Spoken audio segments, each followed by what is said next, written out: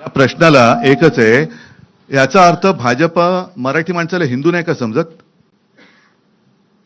मराठी माणसाला हिंदू नाही समजत? मराठी जसं राज म्हणाला तसं आम्ही मराठी आहोत, अस्सल हिंदूच आहोत. आणि अगदी संयुक्त महाराष्ट्रापासून जो मुंबईसाठी लढा दिला गेला त्याच्यामध्ये आत्ताचा भाजप किंवा तेव्हाचा जनसंघ हा कुठे होता? हा कधी मराठी माणसांच्या आणि हिंदूंच्या बाजूने उभा राहिलाय? उद्धव सर बोला. एक एक एक मिनिट. ऑन नाही. नाही तो त्यांचा माईक आहे.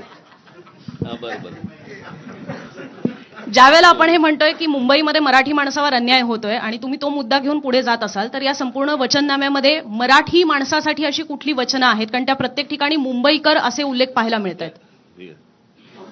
याचं कारण असं आहे की हा निवडणूक आयोगाला पाठवला जातो आणि त्यांच्याकडनं सँक्शन होऊन येतो. आम्हाला माहिती आहे आत्ताच्या सरकारमध्ये काय परिस्थिती आहे.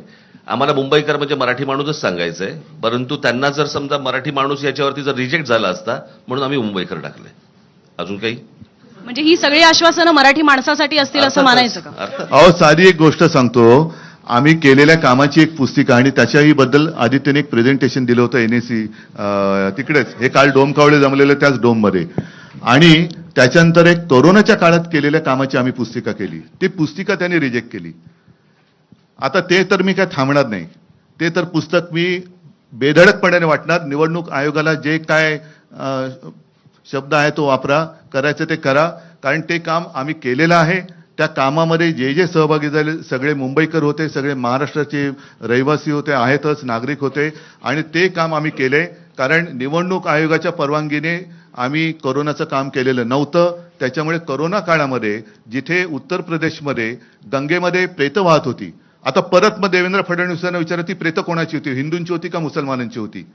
आणि त्या काळात आम्ही मुंबई मॉडेल हे जगभरामध्ये गाजलं. अगदी त्या WHO अध्यक्षांनी सुद्धा त्याचं तारीफ केलेली सुप्रीम कोर्टाने केली, न्यूयॉर्क टाइम्समध्ये आलं. हे काम आम्ही जे म्हणजे हे काय अभिमान नाही पण एक समाधान आहे की त्यावेळेला आपण हे काम करू शकलो.